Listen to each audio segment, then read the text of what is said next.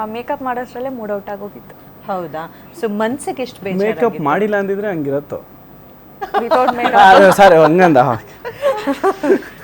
ಮನ್ಸಿಗೆ ಎಷ್ಟು ಬೇಜಾರಾಗಿತ್ತು ತಮಗೆ?